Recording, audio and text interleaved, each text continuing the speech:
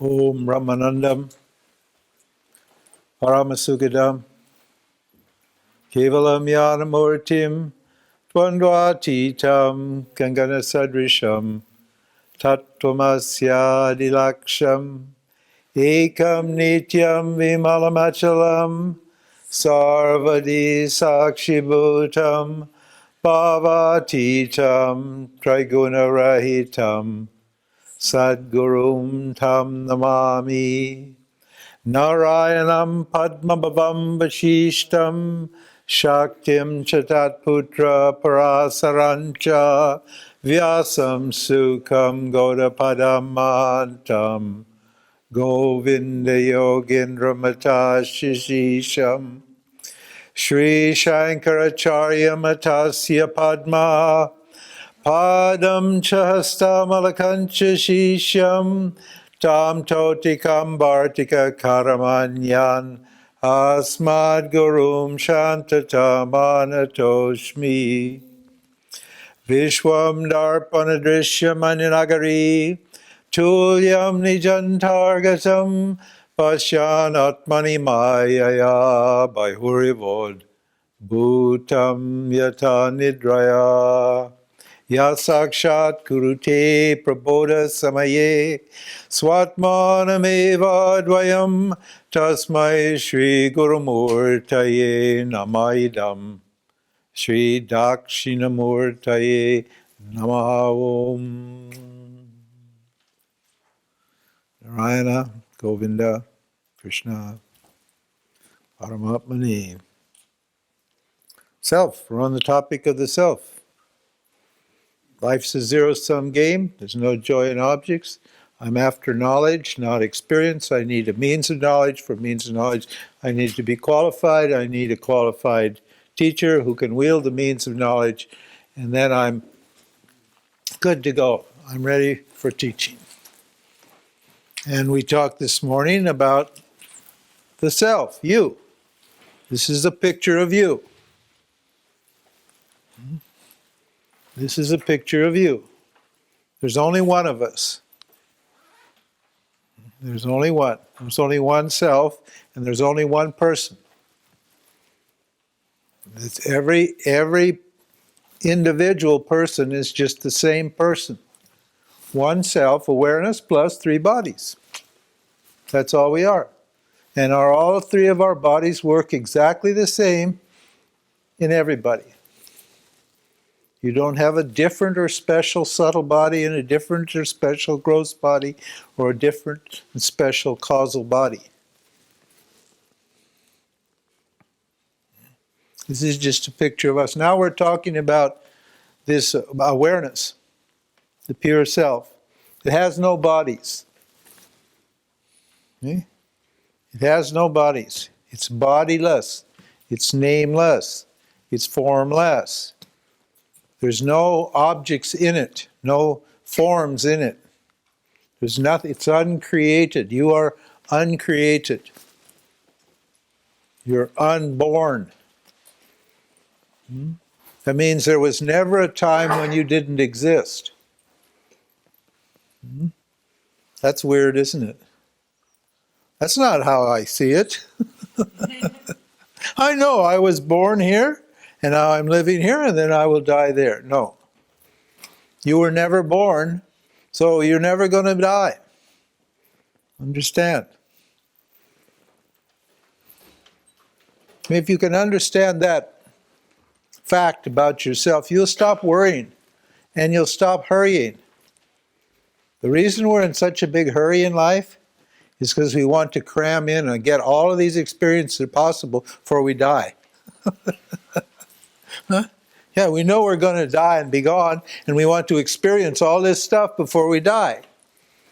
So we're always rushing, always in a hurry, want more and more and more, and harder we work, harder and harder, trying to get more and more. And don't need to worry. You're not going to die because you weren't born.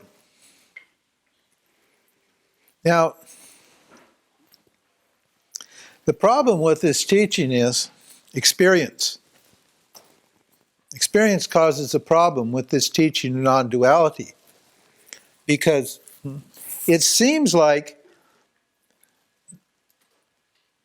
there's more than one of me when we have this teaching. It seems like there's me, this person, and then there's this higher person, this special self, this Uttama Purusha, it's called in the Bhagavad Gita. And that this is called duality. And it seems that I am not this person. I'm only this person. I'm this limited, small, inadequate, finite person. And we're telling you, no, you're the supreme person. You have no form, you have no name. You're not born, you're not die, you're totally full and complete, so you're free of desires and fears. So, how does that work? What is this self? What is this self we're talking about? I'm this self. I'm James, from America. I was born such and such. I died such and such. I'm going to die such and such. I almost died last year. And, I weigh so much, and I this and that and the other, all that person. Well, how do I relate to this formless, nameless, being with three bodies? How do I reconcile these two apparently different factors? Well, the way I reconcile it is by the Pratibimba theory. It's not actually a theory, it's a teaching, but there's many people are skeptical, so we just pretend that it's only a theory and let them think about it for a while. Okay? Pratibimba means reflected awareness. A pratibimba is a reflection, like in a mirror. A mirror reflects objects. And how does it reflect objects? What is the mirror and how does it reflect? The mirror is the subtle body. The subtle body is made of sattva guna. When creation, here there's no creation. In awareness, there's no creation. It's totally free of all forms. It's uncreated. And then there's special power appears in awareness. This is called the power of Maya, the power to create. You say, well, but you said there's nothing here. Well, there is something here. There's a potential to create. Because if you take away the self's power to create, you limit it, don't you? It's no longer limitless. So it has to have the power to create. Understand? So that power is inherent or in consciousness. And that power is called Maya Shakti. It's called Trigun Atmika Shakti. Now I'm having to use some technical terms here. Please don't be frightened. But there's nothing in any other worldly language that can deal with this problem. They don't, because worldly languages don't know about this. They don't understand creation. They think God's sitting in the sky and he created it, or the scientists think there's some big bang happened, and that's their extent of it.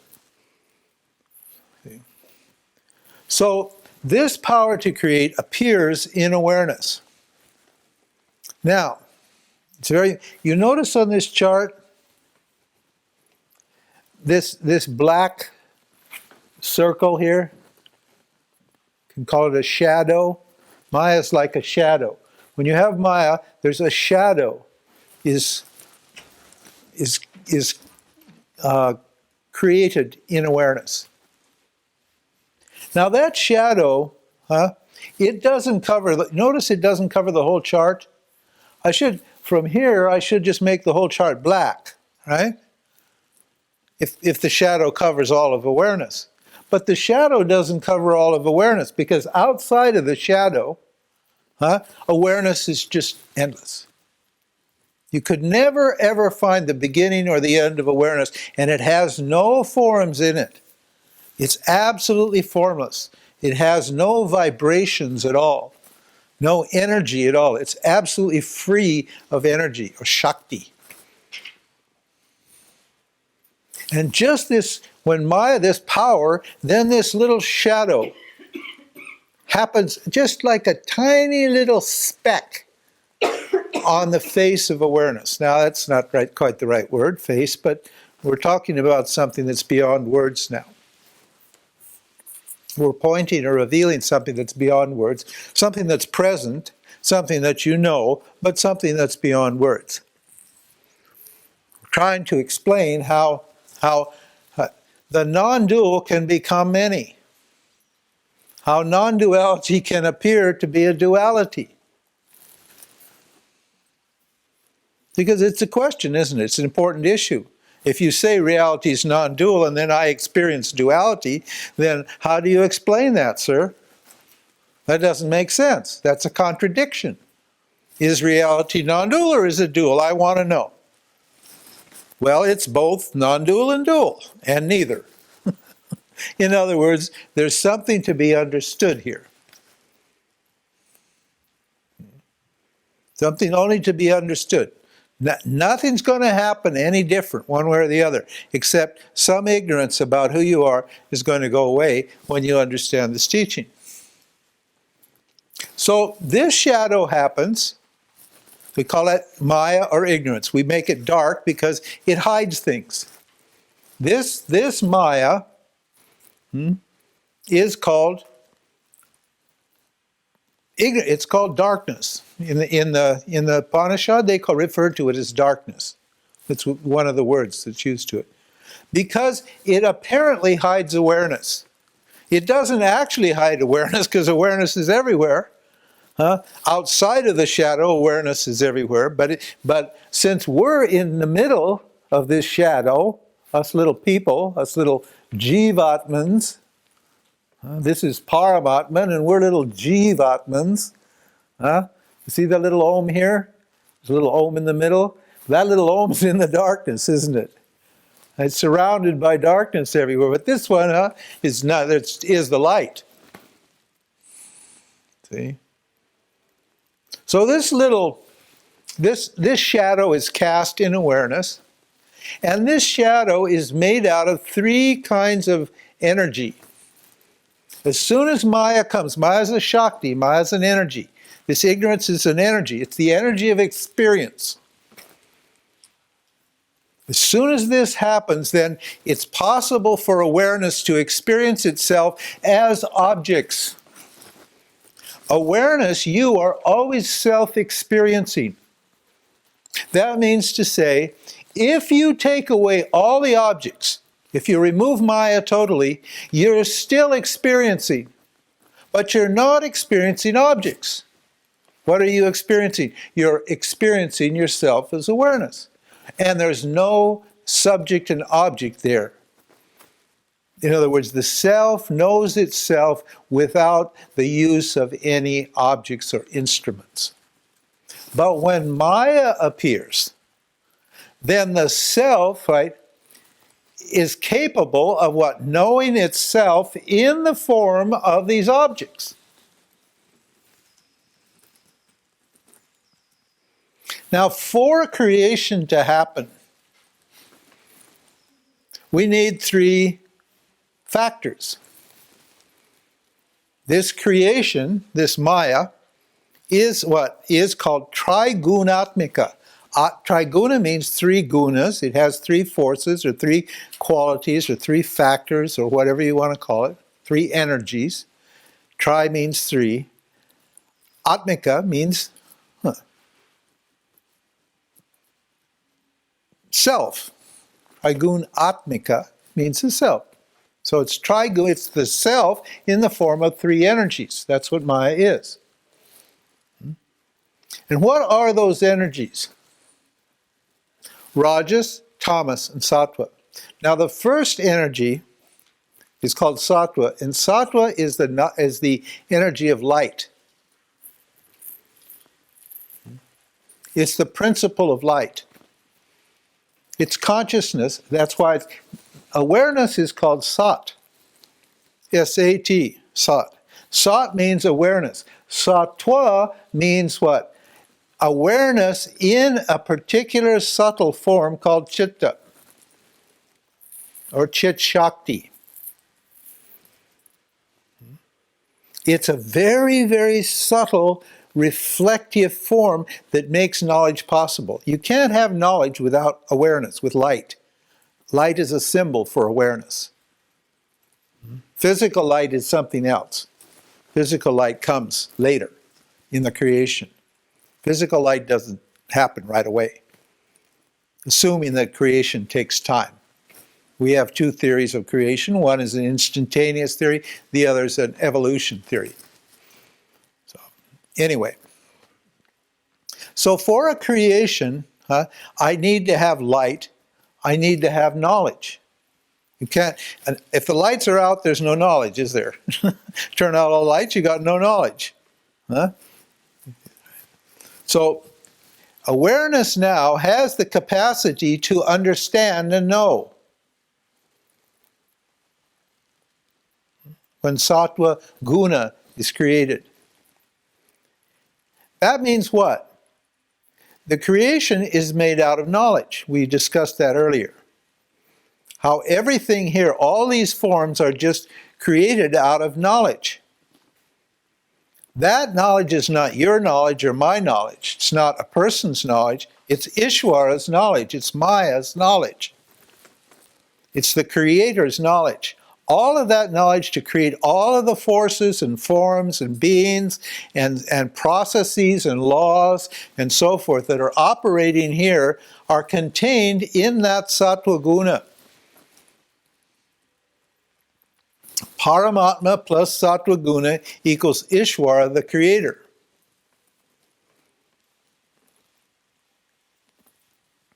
Now, what is the Ishvara going to create with? To have a creation, I need some sort of substance, don't I? I need a substance. Like to get, if I want to make a pot, if I'm a potter, I need a substance. I need clay. First, I'm a creator. I'm aware. I'm an artist, and I've got an idea. I want a pot. So now I've got my knowledge is there. The pot knowledge is there. Now I need some clay. And what is the clay out of which the Ishvara is going to manufacture this whole creation? What? Tamas. Awareness in the form of an energy called tamas. Tamas is like heavy, dull. Sattva is a very pure, high vibration that just it vibrates at a very, very, very fine. It's a very fine substance that vibrates at a really high, intense rate. So awareness is projected. It becomes light. But tamas is heavy, slow, and dull. You can't see tamas. You can see tamas with your senses. Why? You can see these forms with your senses because why? Your senses vibrate at the same frequency as matter. Our senses vibrate at this slow vibration, and so we can pick up on the material aspect of creation. And where is that tamas coming from? From consciousness. Maya is what? Is manufacturing out of consciousness this matter. The scientists can't get there for some reason. They're starting to try to get there because when we ask them, well, they say, well, it started with a big bang.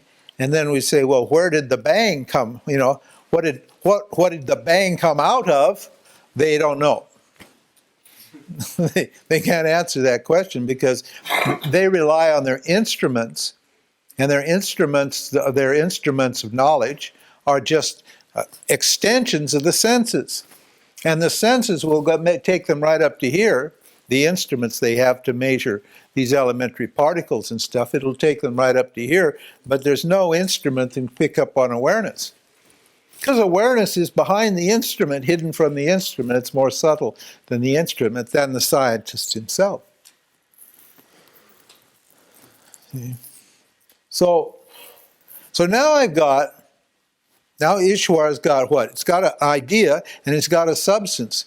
Now, the idea is not going to transform the substance, is it?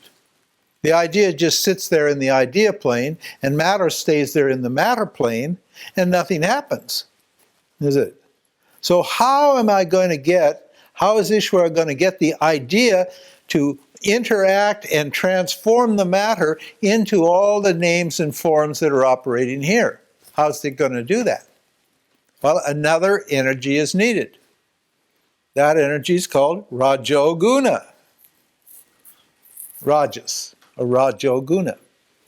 That's the energy of change and transformation, of action, of desire. That's the one we like so much. In our societies, they're completely Rajasic. You look at them. They're Rajasic and Tamasic. Everybody runs around like little chickens with their head cut off, just all day long, doing, and then they go home and have a beer and eat some wurst or Wiener Schnitzel or something. Rajas and Tamas, these societies, full of Rajas and Tamas, not so much Sattva. And Rajas is that power to transform objects into what? The ideas that create this whole reality. This chair is what? A transformation of wood. This was a tree in the forest. There's this idea, the carpenter had an idea, let's make a chair. And then he got out his tools and started with energy and cutting and this and that and drill and all that sort of thing and glue, and he put it all together with that Rajas. He created a chair. He imposed his idea on this just blank form of wood, and now we have this comfortable object that we can sit in and enjoy. This creative process is the same everywhere, in everybody, in all places, at all times. All three of those factors are necessary. Now, we're just right here at the start of the creation now. There's more to come. That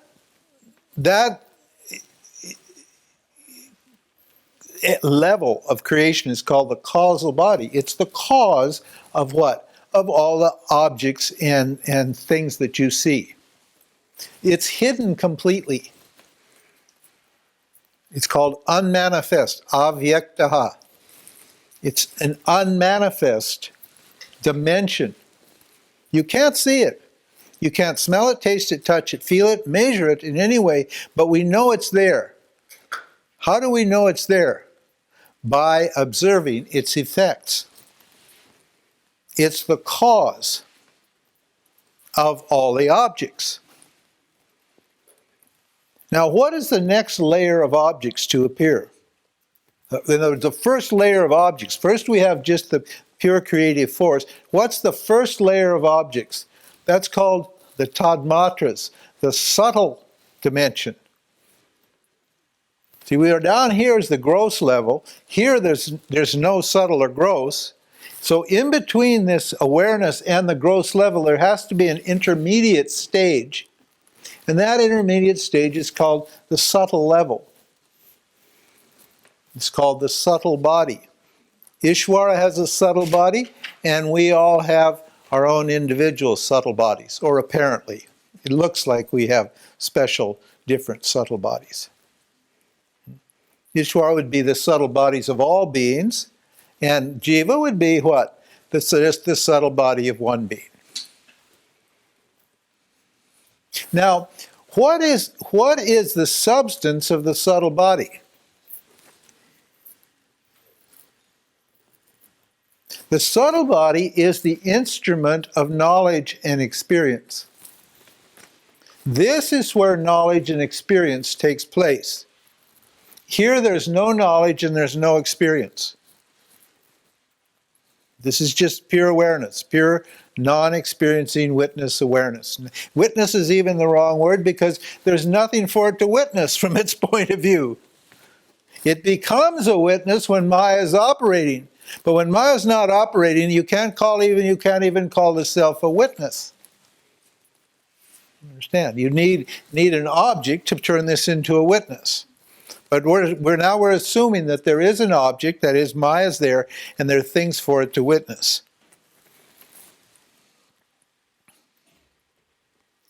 So the next stage of creation is what? The subtle body. And the subtle body being the instrument of knowledge and experience, because you can't have experience without knowledge.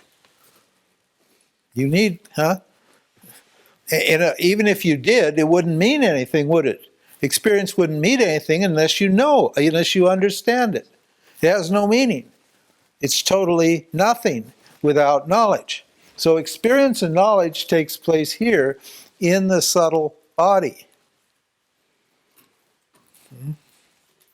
And why is it possible for the subtle body to know and experience things? Because the subtle body is made out of sattva guna. The predominant guna, the predominant energy in the subtle body is what? Sattva.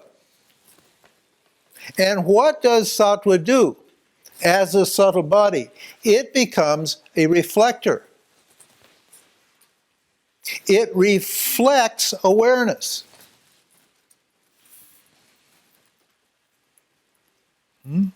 Okay? Let's carefully now.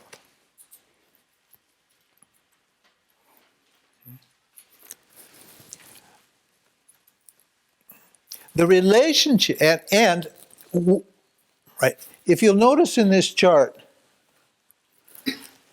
behind all of this structure, the words and the pictures here, and the arrows are the structure of the samsara, of the creation. Right? Behind it, there's light coming through, isn't there? See the light? It means what? Behind this penumbra is all awareness shining through it. And that awareness in the very center, that's called the innermost self or the inner self, or the Jivatman, that's shining there also in the heart. That's the self in the heart. We call it the immanent self. This is often called the transcendent self, and this is called the immanent self. But the immanent self and the transcendent self are what? Are just the self. We'll see as we go along. Now, this self plus the subtle body is called a jiva. It's a special term. The jiva is awareness, paramatma, it's an atma, plus a subtle body. It has rajas and tamas in it. Ishvara is free of rajas and tamas. Ishvara, what creates rajas and tamas and causes it to appear in the subtle body. So jiva has sattva, rajas, and tamas, but Ishvara only has what? Sattva. That's why the creation's perfect. And you cannot, it's just a perfect idea, and you can't blame Ishvara for the evil here. You can blame ignorance for the evil, but you can't blame Ishvara, because Ishvara is just a pure creator. Now, the subtle body, right, is what? Awareness, the same awareness here, pure awareness, plus the subtle body. Now, what does the subtle body do? it reflects awareness because it's sattvic. This reflected awareness is known as a jiva. This is the person that I think I am, okay? This is the person on my passport, the person on my driver's license. That's called a jiva. That's an individual living being. An ant is a jiva. An ant has a subtle body. It's a very rudimentary subtle body. A dolphin is a jiva. Dolphins have a little more sophisticated subtle bodies. They're not too, they're a little more highly developed than ants. Plants have subtle bodies. Trees have subtle bodies. They're extremely rudimentary subtle bodies. But you can see the life, you can see what? Awareness shining in a tree, can't you? Huh? You can, when a tree's cut down and it's dead, huh? It has no light to it. But when it's living and it's standing there, you can feel you can see the light, you can see the consciousness in the tree. When we first started taking LSD a long time ago, everybody was out hugging trees. Because they could see the consciousness in the trees.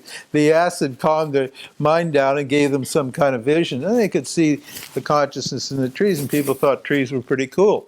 Up until that time, nobody thought trees were anything.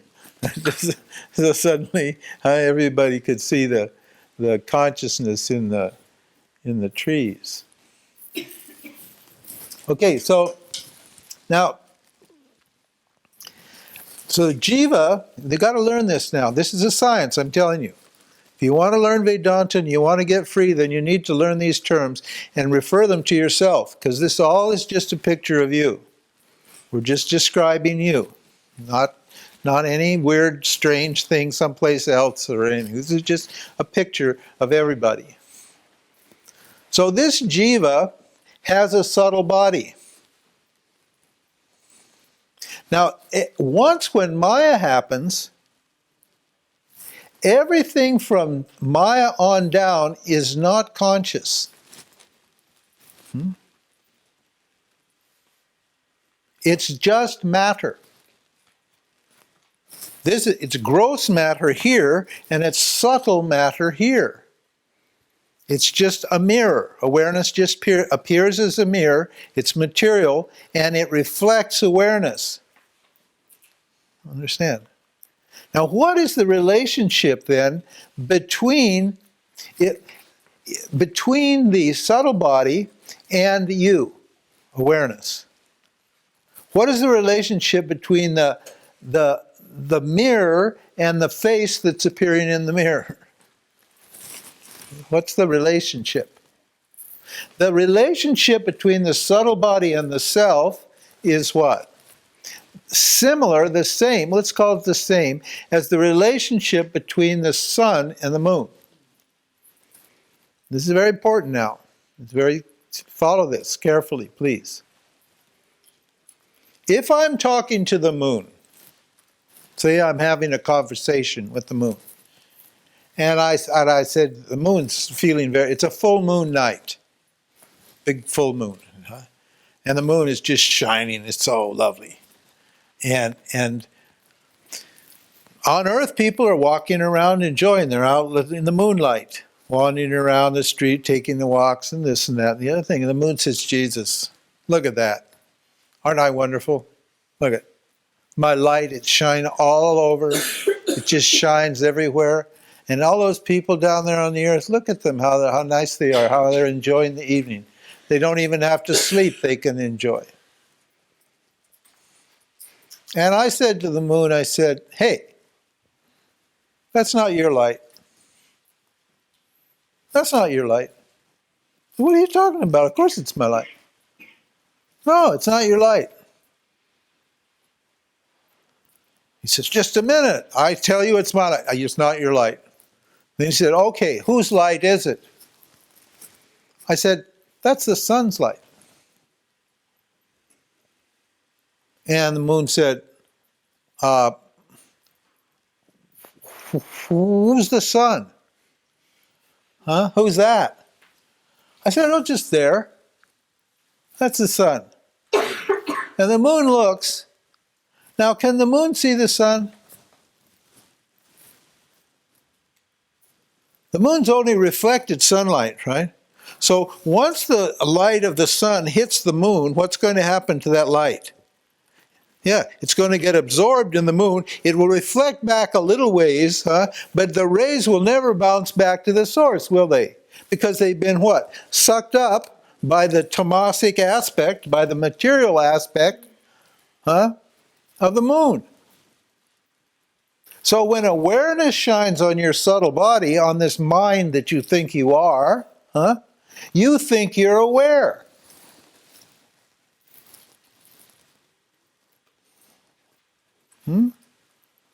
Just like the moon thinks it's aware. You don't realize that you're not aware at all.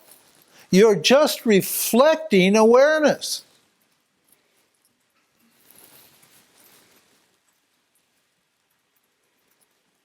This is why you can't see the self. This is why you can't know the self.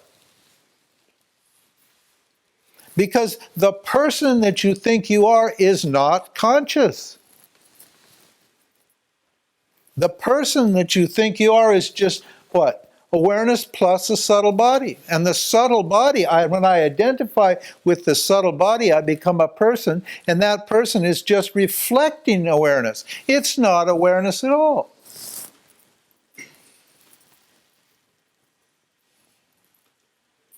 This is why you can't count on your own experience and your own knowledge. Any experience or knowledge you've gained here as a person is what? Is subject to what? Error. Because the knowledge and experience is not taking place in pure light of consciousness. It's taking place in the reflected light of awareness. So there's ignorance mixed in with the knowledge. Because of Rajas and Tamas, ignorance is influencing your what? Your understanding. And you can have ignorance sitting right beside knowledge and not know the difference because you're not actually aware. You're aware, but not as this person that you think you are. That's the point. We're not saying you're not aware. We're saying you're not aware as this reflected awareness. You're just simply what? A mirror that's bouncing awareness on through the senses onto objects so that what? Awareness, you, the real awareness, can see itself in matter. Or as matter, put it that way. So that awareness can see itself as matter. So it's not that you as a person see the world outside. It's awareness sees the world outside through you. Awareness simply bounces its light on you. That shines through the senses, eyes, ears, nose, tongue, and skin. And then what? Those stimuli coming from the outside are picked up. Apparently. Apparently. I can see what you're thinking. Yeah.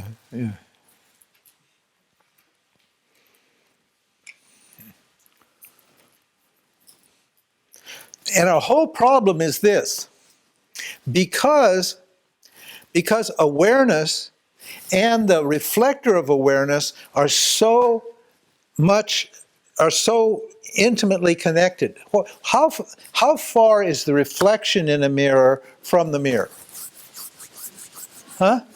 How far is it? Huh? Just like how far is the object from me? How far is the reflection in a mirror from the mirror? Can you peel off the reflection? You get to peel off like a label and then set? No, you can't, can you? The reflection in the mirror are one, but what? They're not the same. Non-duality does not mean sameness. One, It doesn't mean they're the same.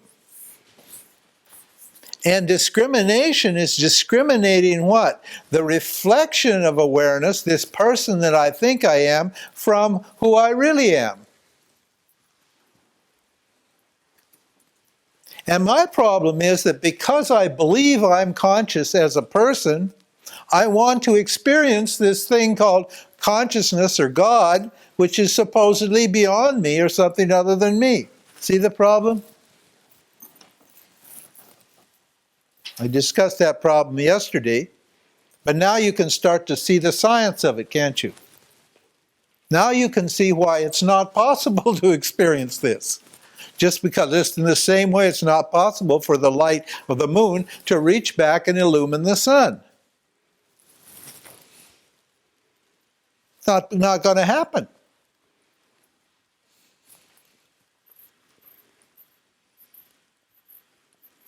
Once we understand creation and how it happens and what our place in the creation is, then problem solved.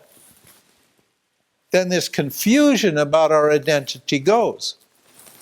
But the most difficult bit of ignorance is what? This ignorance that I'm a person. That's not ignorance. My mom told me I was a person. My dad told me I was a person. The government says I'm a person. They issued me a passport, an identity card. It says right here, my name is, I come from, you're this, you're that, born, die, this and that and the other thing. So I'm a person. There's no evidence that you're a person at all. It's purely Maya. It's purely a belief that you're a person. We're going to deconstruct this person, no doubt, when we talk about Ishvara Maya. And you won't be left with the understanding that you're a person, you'll be left with the understanding that you're awareness. And that there is this apparent reflector that makes me, the limitless non-dual awareness, look like it's this small little jiva person. It creates the illusion of personhood. The illusion of individuality is created by this great power called Maya.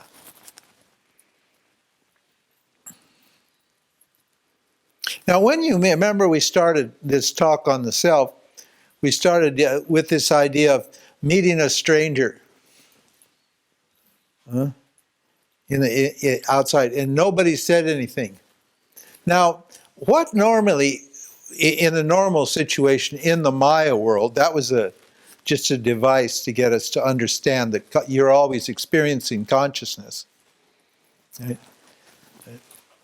In the normal world, when you meet a stranger, what happens? You start to talk, don't you?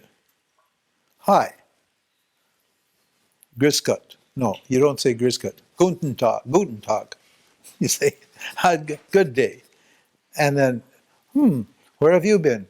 Where do you come from? What's your name? So forth and so on. And then what happens? You sort of feel good there, and that person's a nice person, and you've been a long time talking by yourself, and you don't mind having a little conversation. And what happens? Out comes your story. Huh? You know this story? Well, I was born in America. I was born in Montana, and my mother was a judge, and my father was a public servant, and I had a brother, and we had 3 dogs, and we had a house and this and that and the other, and then I went to school, and I got kicked out of high school, and then I went into business, and I fell in love, and then I had a big problem, made a lot of money, and lost all my money, and then I went and I became enlightened, and I met the Swami, and then I started teaching Vedanta, and I blah, blah, blah, blah, blah, blah, blah, blah, blah, blah, blah, blah. I have 70 years of story to tell you.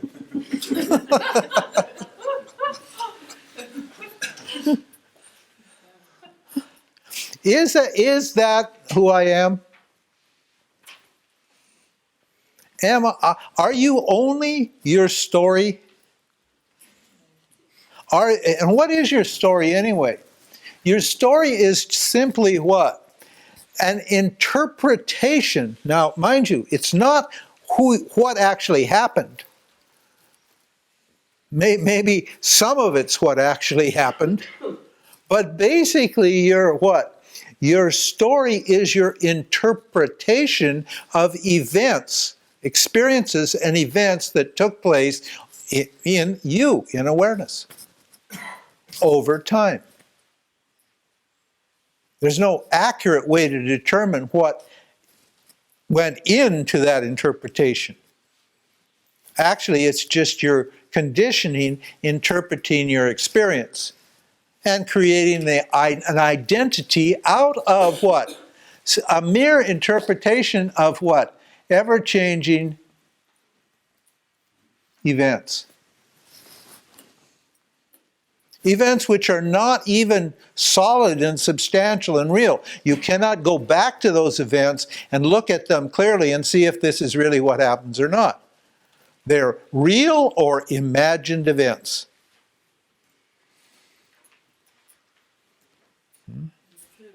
Huh? Like a film, yeah. Like a play, like a film. There's a script written for you.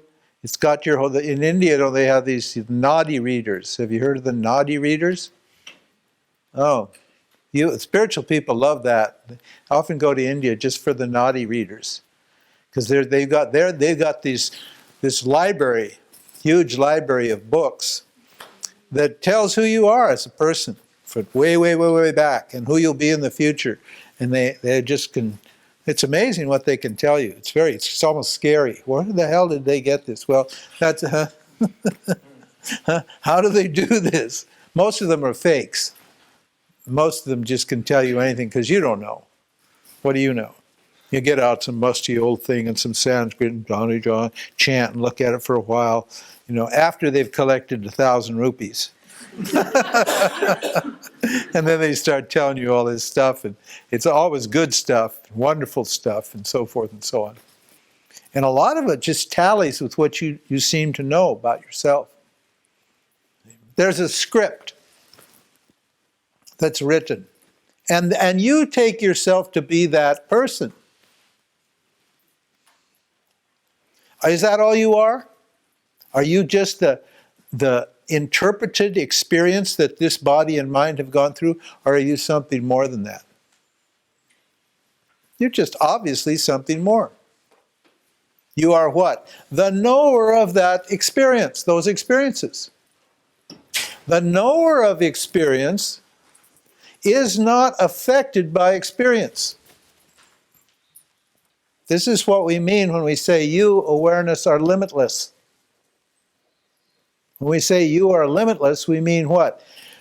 No matter what happens in the Maya world, in the created world, in the reflected world, you don't change. Excuse me? Of course I change. I was like this yesterday and I'm like this today. No, that reflected awareness was like this yesterday and like this today because it's in time. It's always spinning. It's always changing. So this reflected awareness is not the same today as it was yesterday. And it's not going to be the same tomorrow as it is today. That's for sure. We know that. But you aren't going to change at all. If you had become this person, see, then you wouldn't, you'd stop being this and you'd become this, and you couldn't possibly remember what happened to who you were once the changes had made because you'd been somebody else. And if you were this person and you changed into that person, then how would you relate to the person you were before? You wouldn't have any memory of it because you've transformed yourself into that person. Just like a butterfly has a worm has transformed itself into a butterfly. The butterfly can't remember it's a worm. Why? Because, can it? It doesn't know it was a worm. Because there's no third person, there's no awareness watching both, watching the transformation.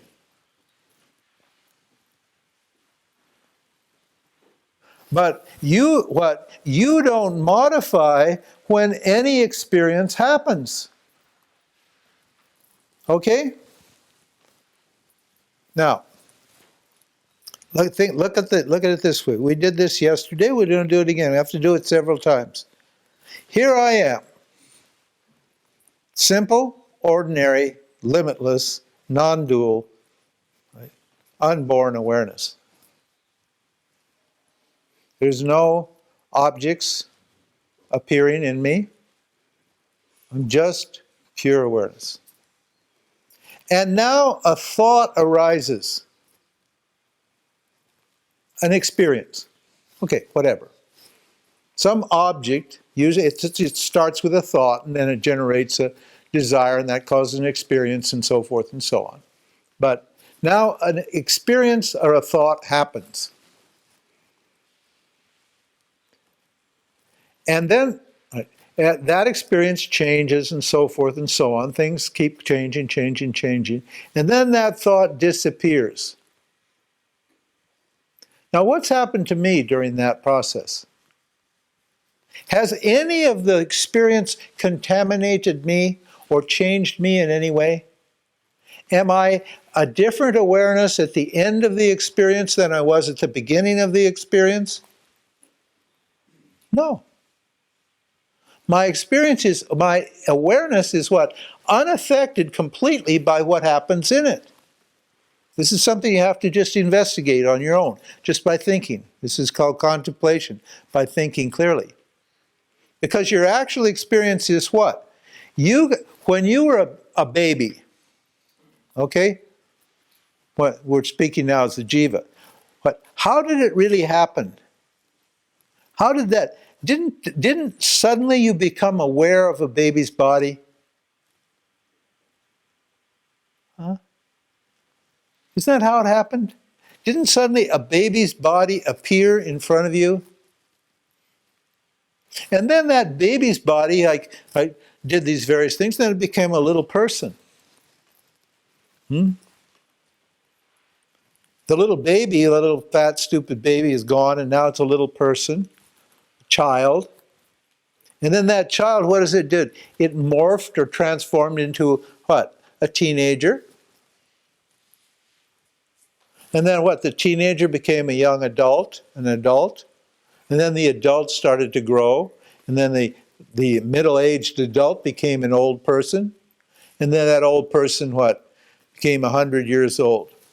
Now, if I was that baby, how could I relate to what? That person. What would happen to me, to that baby, if that baby had turned into all these succeeding people? What would happen to his or her knowledge? It would disappear with the role it was playing, wouldn't it? Baby knowledge would disappear when child knowledge came. Child knowledge would disappear when teenage knowledge came. Teenage knowledge would disappear when adult knowledge came. And adult knowledge would disappear when old age knowledge came. But it doesn't disappear, does it? Huh? Even if it disappears, there's something that knows that it disappeared. What about Alzheimer's? Well, okay, now that person has become Alzheimer's. That person doesn't lack consciousness. The person just lacks memory. That's all. The person is conscious. I had a friend, I went to visit him and we wanted to go to dinner. And he said, well, do you mind if we stop by and visit my mother for a few minutes? She's in an old folks home and she has Alzheimer's. And it would just take 5-10 minutes. I'll say hi and give her a kiss and tuck her in for the night, and then we'll go have dinner. I said, no, I'm fine. I'd love to meet your mother. And so we went. We got there, and just before we went close to her bed to talk to her, he said, watch this. He said, pay attention now. So he sat down, he hugged his mother, and she was happy to see him, and he told her a joke. So she just laughed. She told us just laughed and laughed and laughed. And then he just waited about 30 seconds, and he told her the same joke. And she laughed just as loud the second time as she did the first time. The continuity of memory exists because I am continuous. Otherwise, what? My memory is continually discontinuous and I will never know what I was before. Think about it.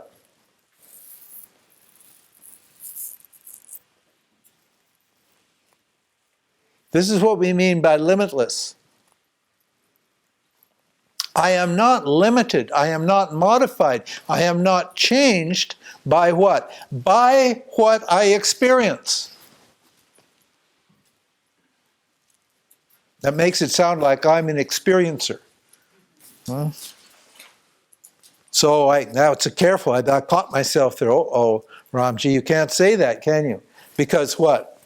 This I is not experiencing. This I is a non-experiencing witness. This I, the reflected I, is an experiencing witness. With its reflected awareness, it witnesses things and it experiences things, but this I doesn't experience. It's just the light in which experience takes place.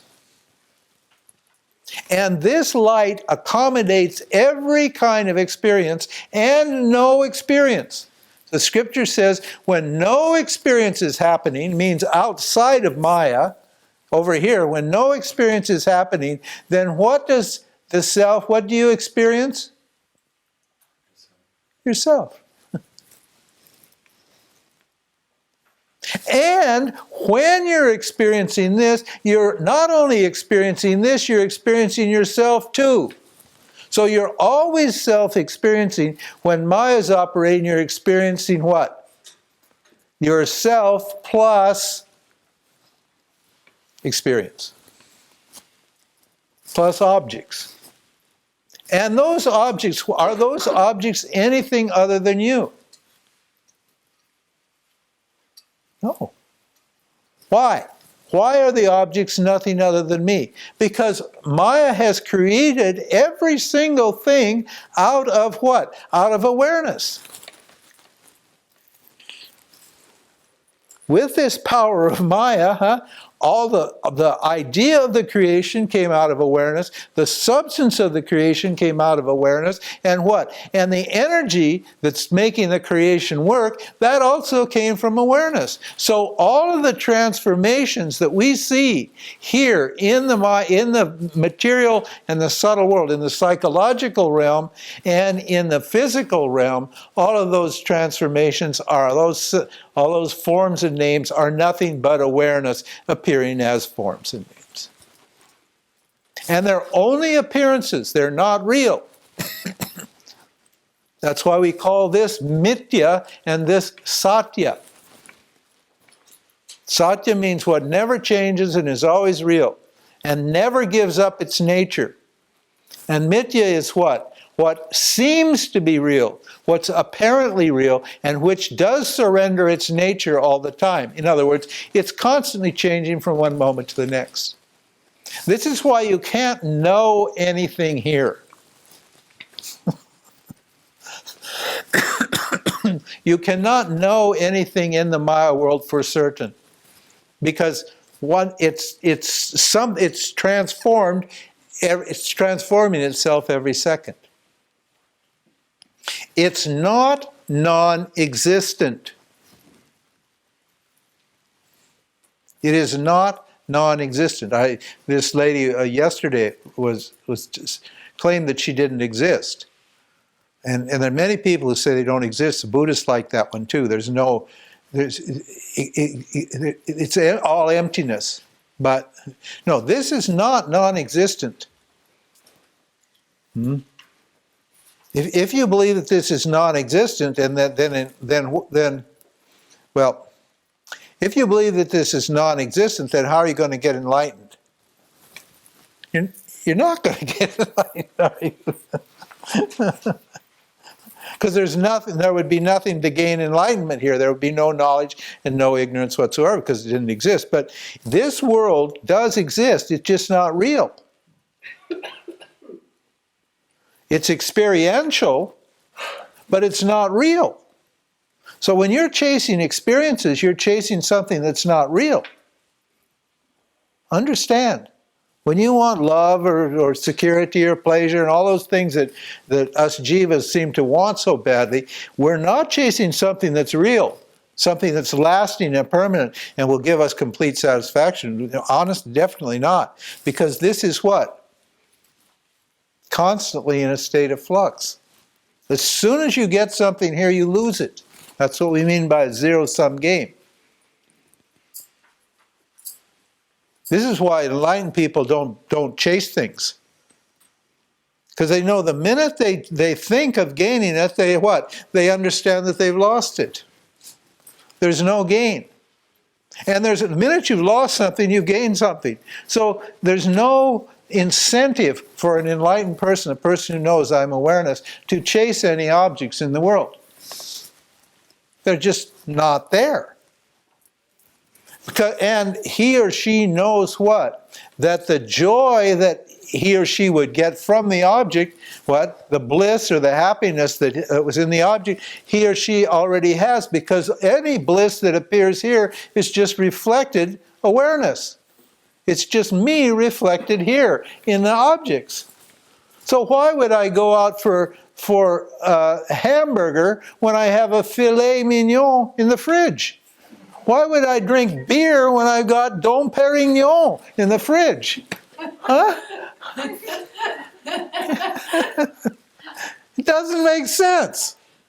It's absurd.